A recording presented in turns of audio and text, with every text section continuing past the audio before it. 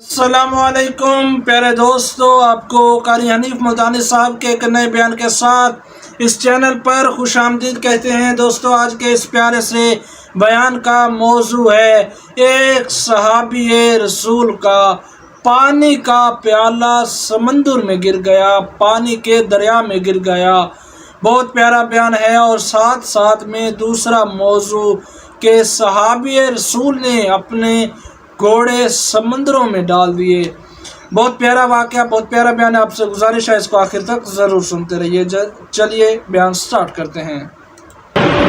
رب العالمین نے اپنے بندوں کی ہدایت کے لیے اتنا پاکیزہ کلام، اتنا اولو العزم پیغمبر، اتنی شاندار امت بنا کے بھیجا، ہزاروں عظمتیں عطا فرمائیں۔ اب بھی اگر امت اس طرف توجہ نہ کرے اور وہ اللہ کے پاک کلام کی طرف کان نہ دھرے اور وہ محمد عربی صلی اللہ علیہ وسلم کے ارشاد اور فرمان کی طرف توجہ نہ کرے، تو وہ اس کی اپنی بدقسمتی ہے، وہ اپنے آپ دنیا اور آخرت میں خراب ہو کے مرے گا، کسی کا کیا بگاڑے گا۔ قرآن کریم خود گواہ ہے، فرمایا خسرت دنیا والآخرہ۔ کچھ لوگ ایسے ہیں جو دنیا میں بھی خسارہ اٹھاتے ہیں، آخرت میں بھی خسارہ ملے گا۔ ذالک هو الخسران المبین، یہ سب سے بڑا خسارہ ہے۔ دنیا بھی آدمی کی پریشانیوں میں گزری اور آخرت میں جہنم کا ایندھن بنا دیا گیا، اس سے برا اور کیا ہوگا؟ تلخ زندگی، بدمزہ زندگی دنیا میں گزارتا ہے آدمی، اس سے برا اور کیا ہوگا؟ حدیث پاک میں آتا ہے، ارشاد فرمایا مدنی کریم صلی اللہ علیہ وسلم نے، اللہ پاک یوں فرمائیں گے میرے بندے، وہ چیز میں نے تجھے دی نہیں جو غفلت میں ڈالتی ہے۔ دولت نہیں دی، بادشاہت نہیں دی، تخت و تاج نہیں دیا، تجھے پھر بھی ہوش نہ آیا۔ غریب آدمی ہو کر بھی اللہ کو یاد نہ کیا، اذان ہوتی رہے پرواہ نہیں، نماز ہوتی رہے اسے کوئی پرواہ نہیں۔ بھئی تو نماز کیوں نہیں پڑھتا؟ کہ جی میں تو غریب آدمی ہوں۔ یہ اچھا جواب ہے کہ میں تو غریب آدمی، نوٹ لگتے ہیں نماز پڑھنے میں۔ عرض یہ کرنا چاہتا ہوں کہ ہم لوگ بجائے آگے بڑھنے کے اس قدر پیچھے ہوتے چلے گئے کہ اب ہمارا نہ دنیا میں کوئی مقام ہے اور آخرت میں بھی خسارہ ہی معلوم ہوتا ہے۔ اللہ والوں نے اتنی محنت کی، اتنی کوشش کی، دین کو پروان چڑھانے میں کوئی کسر اٹھا نہ رکھی۔ اپنے اپنے وقت میں جو ایک انسان کے بس میں ہو سکتا تھا، اللہ والوں نے وہ کر دکھایا، کبھی اس سے گریز نہ فرمایا۔ مگر ایک ہم ہیں، ہماری سمجھ میں ہی بات نہیں آتی، اگر نہیں سمجھ میں آتا تو وہ دین ہے، نہیں سمجھ میں آتا وہ اسلام ہے، نہیں یقین آتا وہ ایمان ہے، جس پر ہمارا دل نہیں جمتا وہ قرآن ہے، پھر کیسے بات بنے؟ اس لیے ارشاد فرمایا مدنی کریم صلی اللہ تعالی علیہ وسلم نے، او لوگوں تمہارے سامنے ایسا وقت آ پہنچے گا، ایسے حالات آ پہنچیں گے، اس طرح کا ماحول تمہارے سامنے پیدا ہو جائے گا، معاشرہ اتنا بگڑ جائے گا، لوگ اپنے آپ کو بہت بڑا مسلمان سمجھیں گے، یہاں تک حالات بگڑیں گے، جنازہ کوٹھی سے نکلے گا، جنازہ بنگلے سے نکلے گا، جنازہ بہت بڑی عمارت سے نکلے گا، جنازہ ڈیرے سے نکلے گا، جنازہ شاہی محل سے نکلے گا، مگر کالی کملی والے نے فرمایا ایمان کی رتی مرنے والے کے پلے موجود نہ ہوگی۔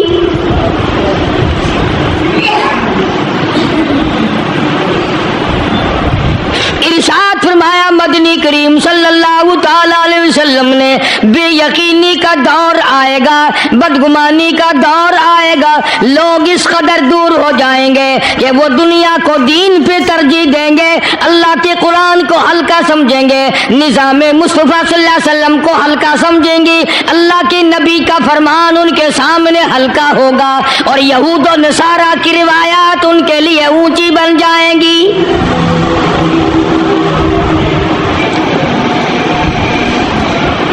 صحابہ کرام رضوان اللہ تعالی علیہم اجمعین نے ان ساری منزلوں کو عبور کیا اور یہ تمام کچھ کر کے دکھلایا جسے آج ہم لوگ چھپائے پھرتے ہیں۔ اللہ تعالیٰ کی نصرت اور اعانت ان کے اتنی شامل حال ہوئی، تاریخ شاہد ہے کہ جو کام لاکھوں انسان نہیں کر سکتے تھے وہ ایک ایک نے کر دیا، ایک ایک آدمی نے اس کو انجام دے دیا۔ یہی قرآن صحابہ پڑھتے تھے جو آج تمہارے گھروں میں قید ہوا رکھا ہے، صحابہ کرام یہی کلمہ پڑھتے تھے جس کو تم پڑھ کے آج خوش نہیں ہوتے، تمہیں اس کلمے کی قدر نہیں، قرآن کی قدر نہیں، ایمان کی قدر نہیں۔ چار آنے کی قیمت تمہاری نظروں میں ہے مگر قرآن کی آیت کی کوئی قدر نہیں۔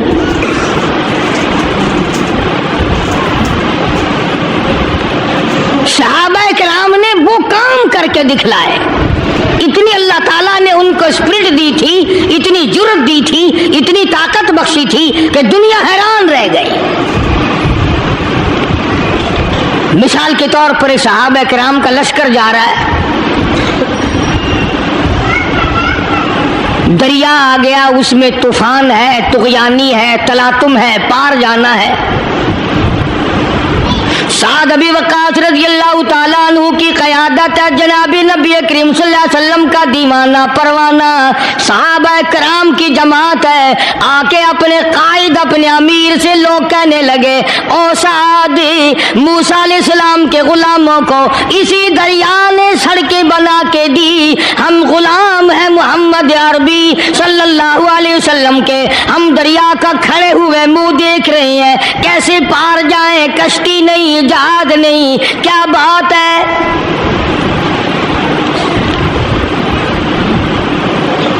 حضرت سعد ابی وقاص رضی اللہ تعالیٰ عنہ نے فوراً اٹھ کے اللہ پاک کے حضور میں عرض کر دیا، الہ العالمین کالی کملی والے صلی اللہ علیہ وسلم کے غلام ہے، محمد عربی صلی اللہ علیہ وسلم کے غلام ہے، پار جانا چاہتے ہیں، دریا کا راستہ بڑا خطرناک ہے، بڑا طوفان ہے، بڑا تلاطم ہے، بڑی طغیانی ہے، تاریخ شاہد ہے صحابہ کرام کے سامنے دریا نے سڑکیں بنا کے پیش کر دی۔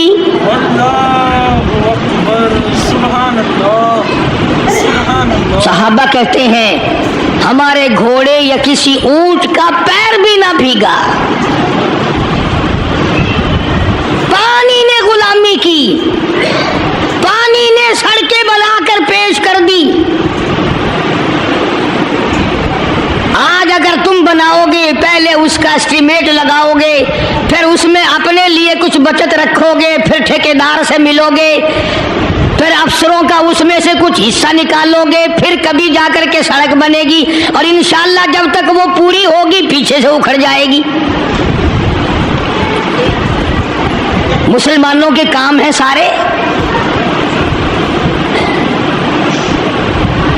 صدارتی حکم میں پیران پیر جناب صدر ضیاء الحق صاحب نے نماز کا حکم دیا ہے، الحمدللہ بڑی خوشی کی بات ہے، سارے نماز پڑھو، اللہ اللہ کرو، بڑی اچھی بات ہے، مگر حضرت سوال تو یہ ہے کہ یہ نماز بھی پڑھتے رہیں گے اور حرام بھی کھاتے رہیں گے تو نماز کیا کرے گی ان کا؟ بھائی ان کا تو علاج کرو پہلے کچھ، یا تو علاج ان کا ناممکن ہے یا کرتے نہیں۔ جتنے یہ بڑے بڑے محکمے ہیں اور عملے ہیں، یہ نماز پڑھوائیں گے یا پڑھیں گے؟ ان کے بس کا کوئی ایسا کام بھی نہیں ہے۔ جن کی روح میں انگریز کی گھٹی پڑ گئی، جن کے رگ و ریشوں میں حرام جم گیا، تم اس سے کیسے چھڑاؤ گے؟ حضرت سعد بن وقاص رضی اللہ تعالیٰ عنہ کی قیادت میں سارا لشکر پار نکل گیا، پھر پانی مل گیا۔ حضرت سعد رضی اللہ تعالیٰ عنہ نے ایک بڑے میاں کو دیکھا، دریائے قلزم، دریائے نیل کے کنارے پہ کھڑا ہوا، بیٹھا ہوا ایک صحابی رو رہا ہے۔ حضرت سعد رضی اللہ تعالیٰ عنہ نے پوچھا، ماں تب کی یا ایھا الشیخ، اور بڑے میاں تجھے کیا ہوا، تو کیوں رویا؟ کہنے لگا اس دریا میں سے گزرتے گزرتے پار ہوتے ہوتے میرے ہاتھ میں ایک لکڑی کا پیالہ تھا، جو عطیہ تھا، جو ہدیہ تھا، جو مجھے امام الانبیاء نے صلی اللہ علیہ وسلم نے رحمت والے ہاتھوں سے مجھے عطا فرمایا تھا، گزرتے گزرتے میرے ہاتھ سے چھوٹ گیا، دریا میں گر گیا، میں مر جاتا مجھے غم نہ تھا، میں ختم ہو جاتا مجھے غم نہ تھا، اور زندگی میں کالی کملی والے کا ہدیہ چھن گیا، میری زندگی تلخ ہو گئی۔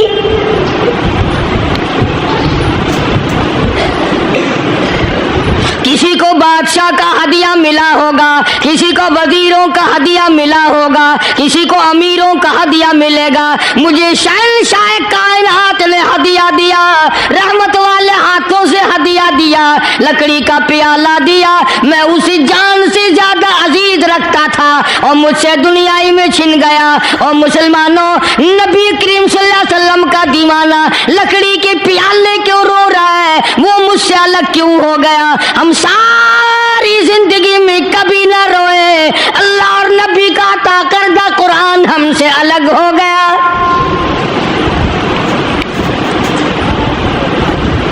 ہم بھی کبھی بیٹھ کے روئے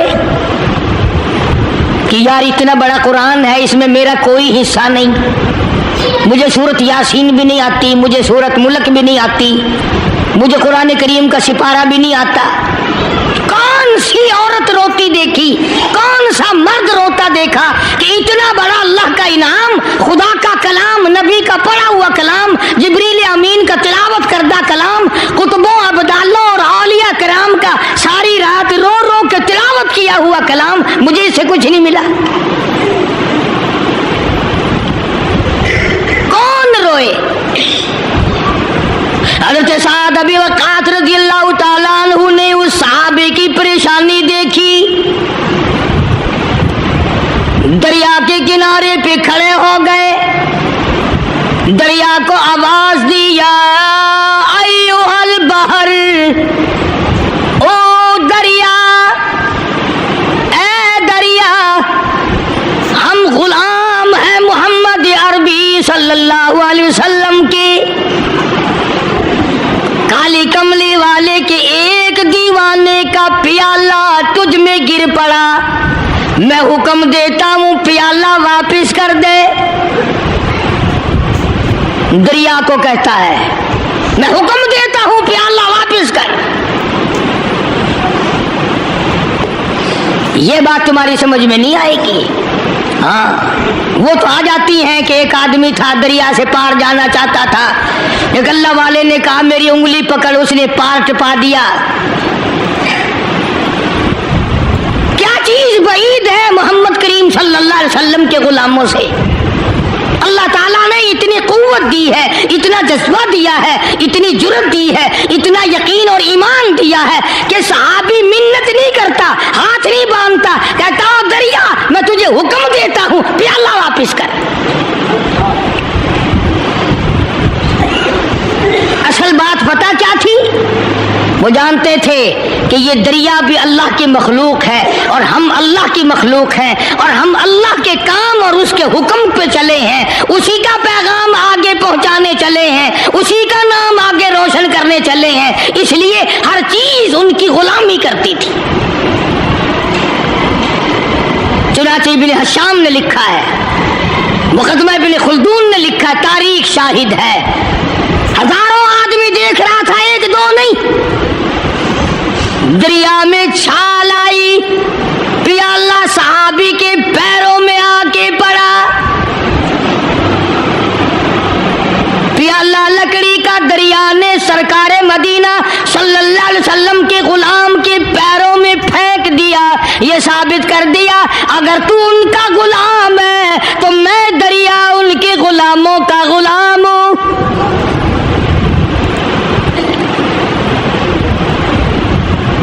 کس قدر کامیاب ہوئے دنیا میں، اور دین کی کامیابی تو ان کے لیے ہے ہی،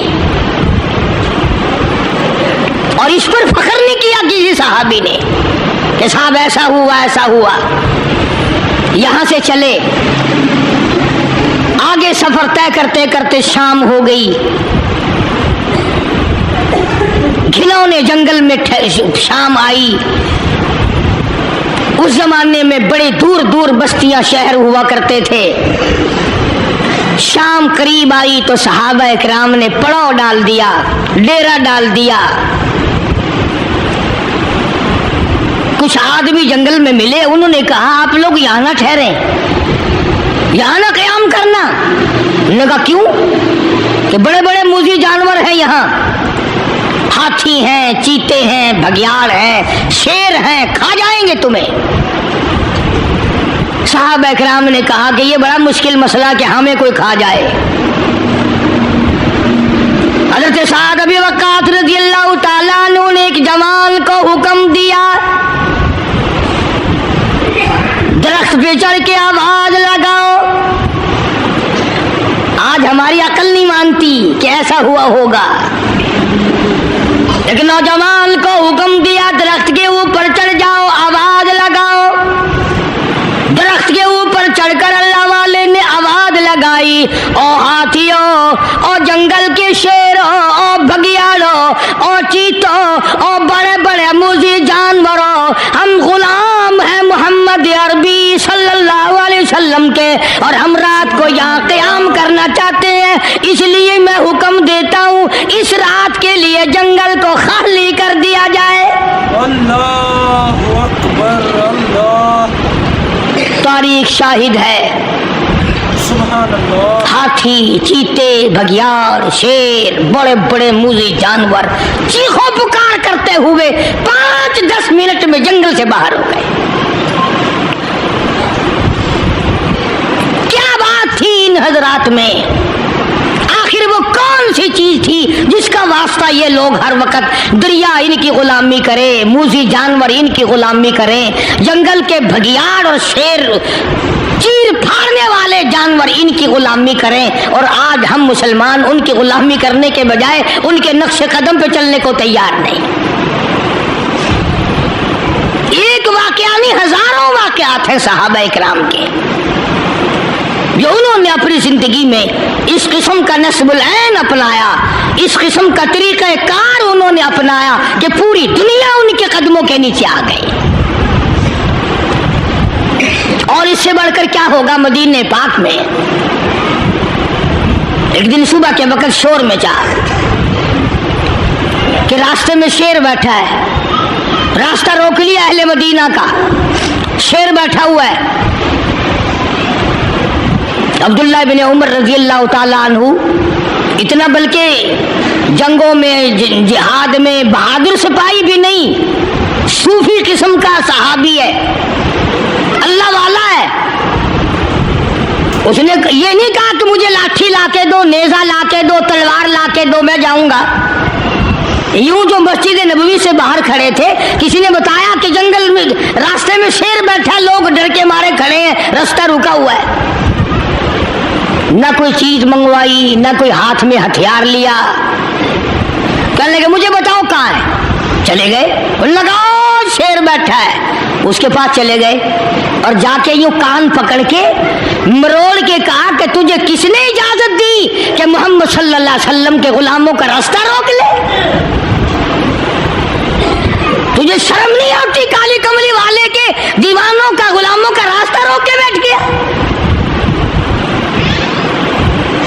سینکڑوں ہزاروں آدمیوں نے دیکھا شیر یوں بھاگتا ہوا، دم ہلاتا ہوا جنگل کی طرف دوڑ گیا، اور بظاہر یہ کہہ گیا کہ اگر تو ان کا غلام ہے تو میں تو ان کے غلاموں کا غلام ہوں۔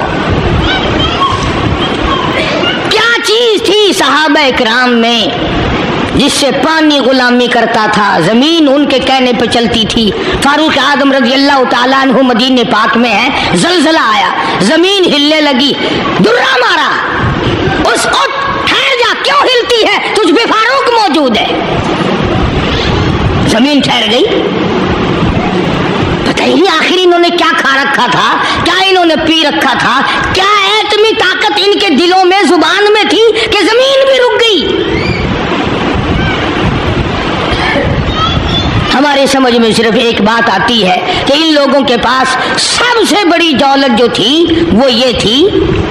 فاروق اعظم رضی اللہ تعالیٰ عنہ کا دور ہے، بیت اللہ کا طواف کر رہے ہیں لوگ، اللہ سب کو نصیب فرمائے، خانہ کعبہ بیت اللہ کا طواف کر رہے ہیں، بہت بڑی عظمت والی چیز ہے جس کو اپنے گھر کا طواف نصیب کرتے ہر ایک کو نہیں ملتا۔ ارشاد فرمایا مدنی کریم صلی اللہ تعالی علیہ وسلم نے، جس نے میرے گھر کا طواف کیا میں سمجھتا ہوں میرے چاروں طرف چکر لگایا۔ طواف ہو رہا تھا، ایک شہزادہ بھی طواف کر رہا تھا، اس کی چادر نیچے لٹک رہی تھی، وہ جو احرام کی چادر تھی وہ لٹکی ہوئی تھی، تو کسی کا پیر آ گیا اس کی چادر پہ، اس کی گردن میں جھٹکا لگ گیا، کسی دوسرے طواف کرنے والے کا پیر آ گیا۔ طواف بڑی عجیب شے ہے، علماء نے لکھا ہے کہ ایک آدمی طواف کر رہا تھا، ایک عورت کی پیروں کی پازیب کی جھنکار آئی، پیروں کے زیور کی، طواف کرتا کرتا اس کی طرف دیکھنے لگا۔ علماء نے لکھا ہے کہ رکن یمانی کے پاس سے بیت اللہ سے ایک ہاتھ نکلا اور زور سے منہ پہ تھپڑ مارا، طواف میرا کرتے ہو دیدار غیر کا کرتے ہو، آنکھ نکل کے وہ جا کے پڑی۔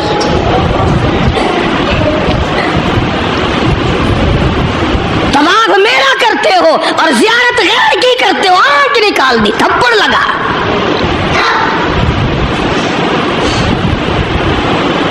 تو شہزادے کی چادر پہ جب کسی کا اچانک پیر آ گیا تو جھٹکا لگا اس کی گردن میں، اس نے جب مڑ کے دیکھا تو غریب آدمی نظر آیا، بدوی، ایک دیہاتی، مارا زور سے تھپڑ اس کے منہ پہ شہزادے نے، اس کے 2 دانت ٹوٹ گئے۔ کہ تم نے میری چادر دبا دی، میری گردن میں جھٹکا لگ گیا، تم نے چادر دبائی میری۔ طواف ختم کر کے وہ دیہاتی جو تھا، نوجوان بیچارہ غریب آدمی، اس نے جا کے فاروق اعظم کے یہاں فریاد کر دی کہ فلاں شہزادے نے تھپڑ مارا اور چادر پہ میرے پیر آ گیا تھا، خیر ارادی طور پر میں نے جان کے نہیں اس کی چادر پہ پاؤں رکھا، مجھے کیا فائدہ تھا، لیکن اس نے تھپڑ مارا، میرے دانت نکل گئے۔ وہ تو فاروق اعظم کا زمانہ تھا کہ آج کل کا دور تو تھا نہیں کہ اچھا بھائی کمیٹی بنائیں گے ایسی بھی جو تھپڑ مارنے والوں کو پوچھا کرے گی کہ تم نے تھپڑ کیوں مارا۔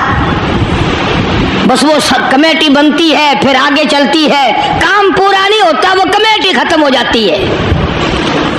ہر چیز کی کمیٹی ہے، پتہ ہی نہیں کس نے تو یہ سبق دیا۔ سڑک بنانے کی کمیٹی، قانون بنانے کی کمیٹی، تمام غیر ملکوں میں آنے جانے کے انتظامات کی کمیٹی، حج کمیٹی، فلانی چیز کی کمیٹی، ایک لفظ یاد ہو گیا، کرنا کرانا کچھ نہیں۔ سیدنا فاروق اعظم شہزادے کو طلب کر لیا اور فرمایا یہاں کھڑے ہو جاؤ، تم نے اس نوجوان کو بیت اللہ کے قریب تھپڑ مارا، تماچا مارا اس کے منہ پہ، لگا اس نے میری۔ جب یہ بات سنی وہ شہزادہ جو تھا وہ مسلمان ہوا تھا، کہنے لگا فاروق اعظم شاید آپ نے مجھے پہچانا نہیں، شاید آپ نے مجھے پہچانا نہیں، میں تو جبلہ ابن اوہم ہوں، میں تو بہت بڑا آدمی आदमी हूं मैं, कोई देहाती हूं, कोई आम आदमी हूं जो फौरन आप बदला दिलवा रहे हैं? न मैं तो शाहजादा हूं। ने कहा हाँ ठीक है शाहजादा है कि मैं तो इतना बड़ा आदमी हूं कि ठीक है तू इतना ही बड़ा आदमी है। मैं तो जबला इब्ने आहम हूं कि हाँ तू जबला इब्ने आहम है, मगर यहाँ खड़ा हो जा, ये तुझे थप्पड़ मारेगा। अल्लाह अल्लाह सुभान अल्लाह। कमाल है, मैं इतना बड़ा आदमी और ये 2 टके का आदमी मुझे थप्पड़ मारेगा? क्या हाँ मारेगा। अल्लाह अकबर सुभान अल्लाह सुभान अल्लाह। तुम्हारे यहाँ छोटे बड़े की कोई तमीज नहीं कि हाँ हाँ ला इलाहा इल्लल्लाह मुहम्मदुर रसूलुल्लाह सल्लल्लाहु अलैहि वसल्लम पढ़ने वाला यहाँ सब एक है। बेशक बेशक अल्लाह। जिसने कलमा पढ़ा सब एक हो जाते हैं। कल एक आदमी 4 महीने अफगानिस्तान के मुजाहिदीन के साथ गुजार के आया, दोस्त आदमी है। जहां उसने और बातें बताई वहां एक ये बात बताई कि एक महाज पे एक रूसी को पकड़ लिया, रूसी बदमाश को पकड़ लिया, वो जो आए हुए हैं ना, उसने कलमा पढ़ लिया, मुसलमान बन गया। तो 2-4 दिन के बाद उससे पूछा कि तूने अपने कुफर में या अपने मामलात मज़हब में और हमारे इस्लाम में कुछ फर्क पाया? एक बात उसने बताई, वो मैं नकल कर देता हूँ, शायद आपको भी पसंद आए। जितने को वो मुसलमान बना उतने की बात उसे महसूस हुई। कहने लगा मैं अपने मुंह में बड़ा टूथपिस्ट मारता था, बड़ा बुरश मारता था, बड़ी मिंजन मारता था और मेरे मुंह की बदबू नहीं जाती थी। जब से मैंने तुम्हारा कलमा पढ़ा मेरे मुंह की बू खत्म हो गई। बिल्कुल मेरे मुंह में से बदबू नहीं आती, वरना मैं खुद तंग था। अंदाजा लगाओ, ला इलाहा इल्लल्लाह मुहम्मदुर रसूलुल्लाह पढ़ने से अगर एक रूसी काफिर के मुंह की बदबू खत्म हो सकती है, तो क्या मेरे तेरे जहन्नुम के सुलगे हुए वो ला इलाहा इल्लल्लाह मुहम्मदुर रसूलुल्लाह पढ़ने से जहन्नुम के अंगारे नहीं बुझ जाएंगे? तो फारूक आजम रज़ियल्लाहु ताला अन्हु ने फरमाया कि भाई यहाँ बदला देना पड़ेगा, या कोई छोटे बड़े की बात नहीं।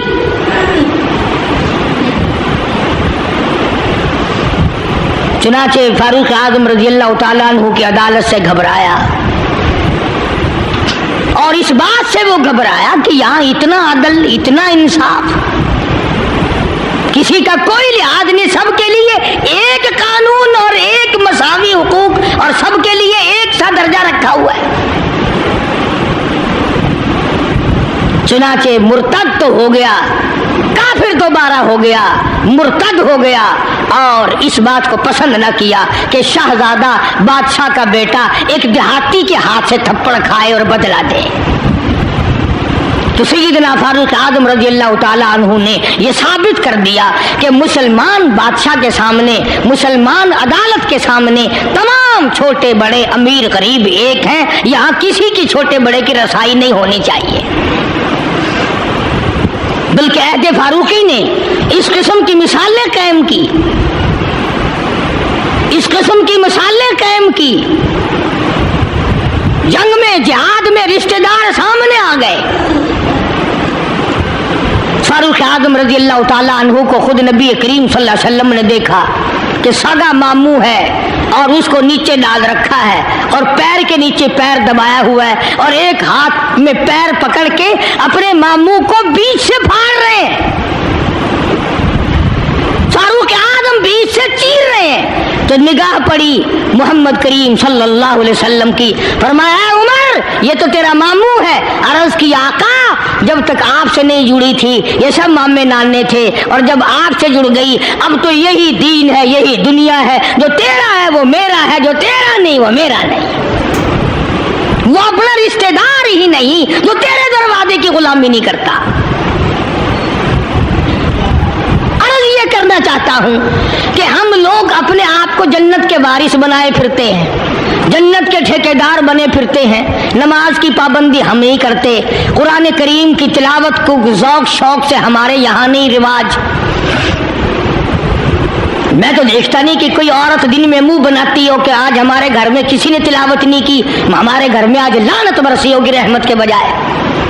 पूरे साल में گھر میں قرآن کی تلاوت نہ ہو، عورت کو افسوس نہیں، مرد کو افسوس نہیں، بڈھی مائی نہیں افسوس کرتی، کوئی چھوکری افسوس نہیں کرتی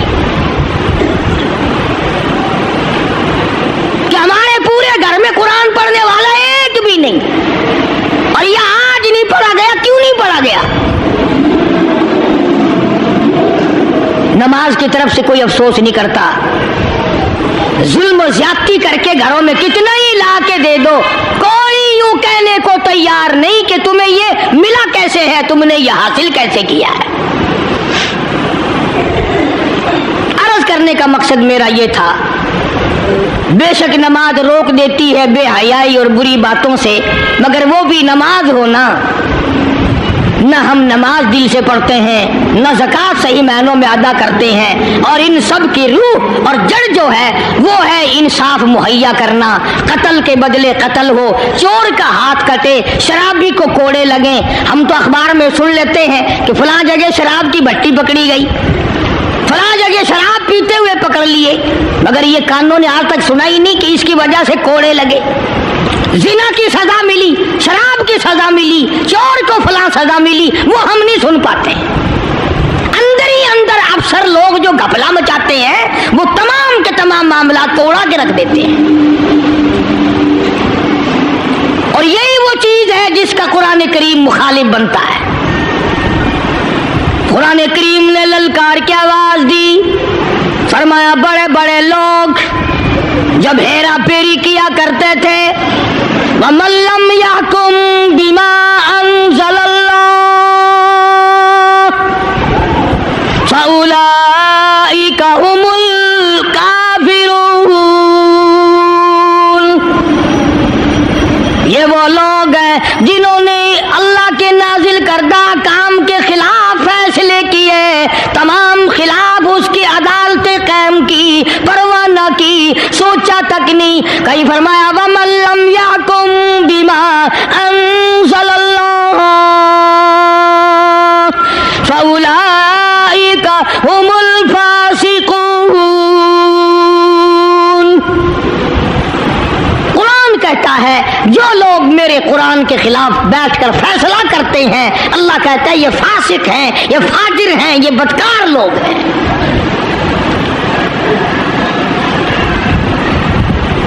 میرا عرض کرنے کا مطلب منشا یہ ہے کہ ہم ایک طرف سے اپنا دامن صاف کرتے ہیں تو دوسری طرف سے گندگی آلود رہ جاتا ہے، اگر مرتے وقت یہی حال ہوا تو ناکام ہو کر کے مریں گے۔ صحابہ کرام نے ان تمام گتھیوں کو پہلے سلجھایا اور اپنی زندگی کو ایسے بنایا کہ مرتے وقت صحابہ کرام کی طرف کوئی انگلی نہیں اٹھا سکتا تھا۔ بے شک سبحان اللہ۔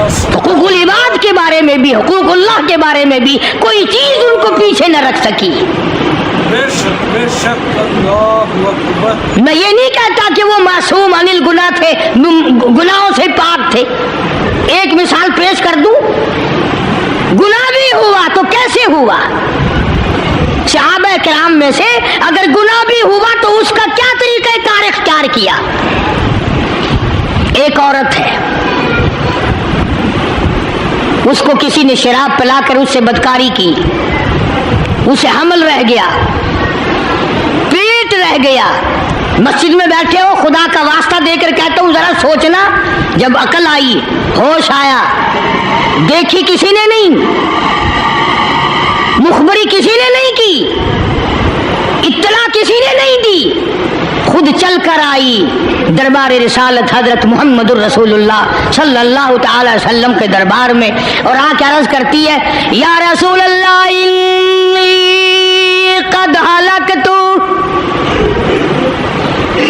طاہرنی، کالی کملی والے مجھے پاک کر دے، مجھ پہ اسلام کی حد جاری کر، میں ہلاک ہو گئی، میں برباد ہو گئی، گناہ کر بیٹھی۔ کتنا خوف ہے اللہ کا، کتنا ڈر ہے اللہ کی عدالت کا۔ سرکار دو جہاں حضرت محمد الرسول اللہ صلی اللہ تعالی علیہ وسلم نے یوں منہ پھیر لیا، پتہ نہیں کس حال میں عورت یہ بات کہہ رہی ہے، پھر اس طرف آ گئی، آگے کہنے لگی یا رسول اللہ انی قد ہلکتو، کالی کملی والے میں ہلاک ہو گئی، برباد ہو گئی، طہرنی مجھے پاک کرو، مجھ پہ اسلام کا قانون لاگو کرو، جاری کرو۔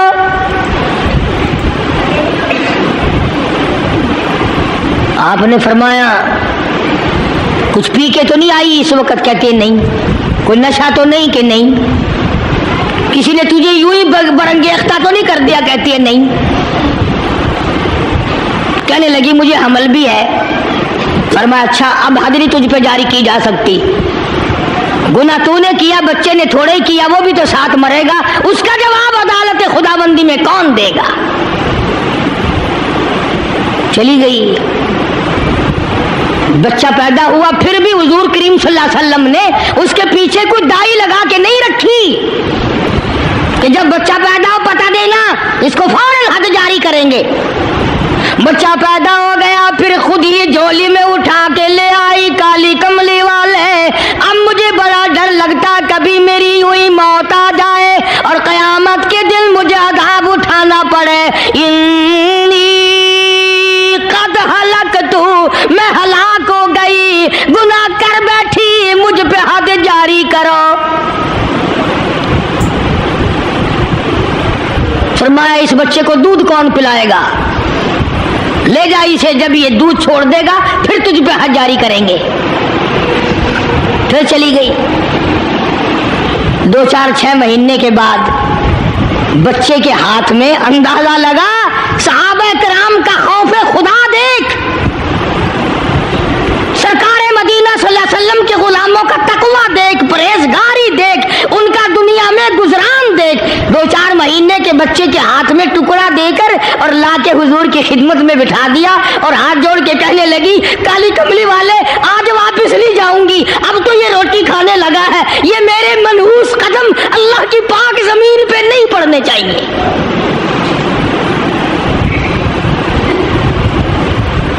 میرے یہ قدم اللہ کی اس پاک سرزمین پہ نہیں پڑنے چاہیے۔ بلانے کوئی نہیں گیا، گرفتار کر کے لانے کوئی نہیں گیا، صرف خوف ہے آخرت کا، ڈر ہے دل میں قیامت کا، اللہ سبحانہ و تعالیٰ کے قرآن پر ایمان ہے۔ تو گناہ بھی اگر کسی سے ہوا تو یوں کرتا تھا گناہگار، آج کی طرح تو نہیں الٹا چور کوتوال کو ڈانٹے، جتنا زیادہ بدماش اتنا ہی زیادہ اور اوپر کو چڑھتا ہوا، اور ہم سب اس کی تائید کرتے ہیں۔ بڑے بڑے ایماندار دیکھتے ہم بھی تم میں ہی ہیں، ہم کون سے تم سے باہر ہیں۔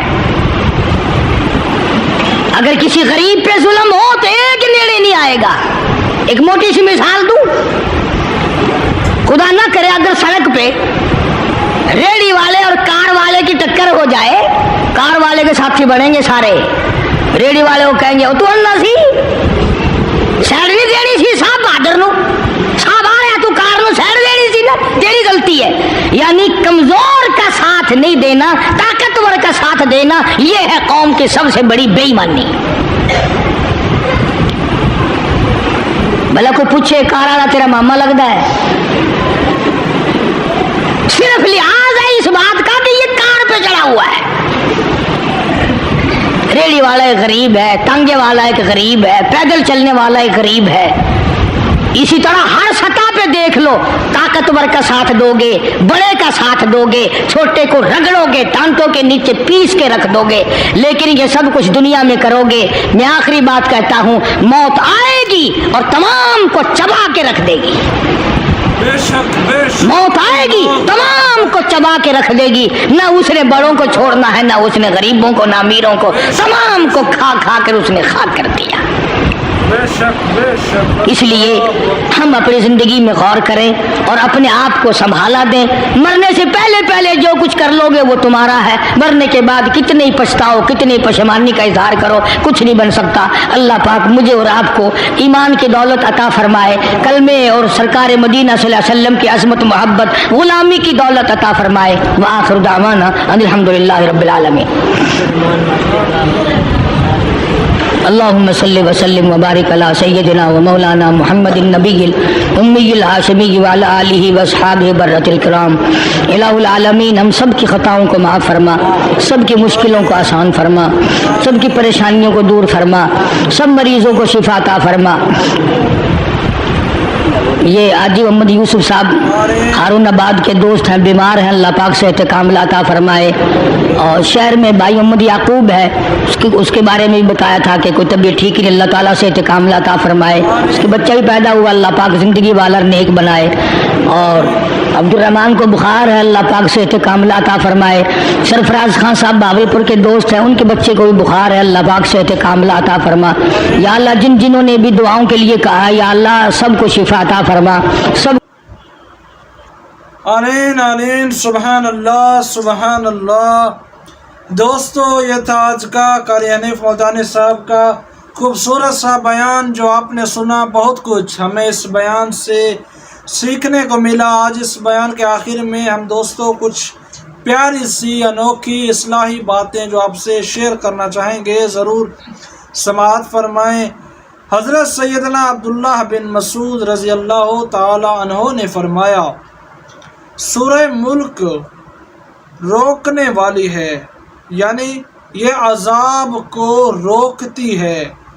جب عذاب سر کی طرف سے آتا ہے تو سر کہتا ہے یہاں سے تیرے لیے کوئی راستہ نہیں، کیونکہ مجھ میں سورہ ملک محفوظ ہے۔ سبحان اللہ۔ اور جب عذاب قدموں کی طرف سے آتا ہے، قدم کہتے ہیں یہاں بھی تیرے لیے کوئی راہ نہیں، کیونکہ یہ بندہ ہم پر سہارا لے کر سورہ ملک کی تلاوت کیا کرتا تھا۔ سبحان اللہ۔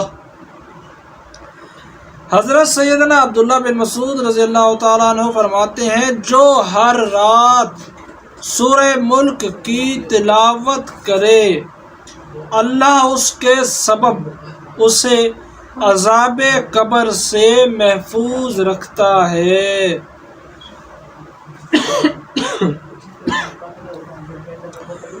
اور ہم رسول صلی اللہ علیہ وآلہ وسلم کی حیات ظاہری میں اس سورت کو عذاب کو روکنے والی سورہ کہا کرتے تھے۔ حضرت سیدنا عبداللہ بن مسعود حضرت سیدنا انس بن مالک رضی اللہ تعالیٰ عنہ روایت کرتے ہیں کہ سرکار مکہ مکرمہ سردار مدینہ منورہ صلی اللہ تعالیٰ علیہ وآلہ وسلم نے ارشاد فرمایا، ایک شخص فوت ہو گیا، اسے سورہ ملک ہی یاد تھی۔ جب اسے قبر میں اتارا گیا اور عذاب کا فرشتہ آیا تو یہ سورہ اس کے سامنے ہو گئی، اور فرشتوں نے کہا تم کتاب اللہ سے ہو اور مجھے تمہارے ساتھ بے ادبی ہرگز پسند نہیں۔ میں تمہارے لیے اس مرنے والے کے لیے اور اپنے لیے کسی نفع اور ضرر کا مالک نہیں ہوں۔ اگر تم اسے عذاب سے بچانا چاہتی ہو تو میرے ساتھ رب کی بارگاہ میں چل کر اس کے لیے سفارش کرو۔ چنانچہ سورہ ملک بارگاہ الہی میں پہنچی اور عرض کی، اے میرے رب، تیرے فلاں بندے نے مجھے تیری کتاب سے منتخب کر کے سیکھا اور میری تلاوت کی، کیا تو اسے آگ سے جلائے گا اور عذاب دے گا حالانکہ میں اس کے پیٹ میں ہوں؟ سبحان اللہ۔ الہی اگر تیرا یہی ارادہ ہے تو مجھے اپنی کتاب سے مٹا دے۔ اللہ تعالیٰ ارشاد فرماتا ہے، میں تجھے ناراض ہوتا دیکھ رہا ہوں۔ سورہ ملک نے عرض کی، ناراض ہونا میرا حق ہے۔ اللہ تعالیٰ نے ارشاد فرمایا، جا، میں نے اسے تیرے حوالے کیا اور اس کے حق میں تیری سفارش قبول کی۔ چنانچہ وہ واپس گئی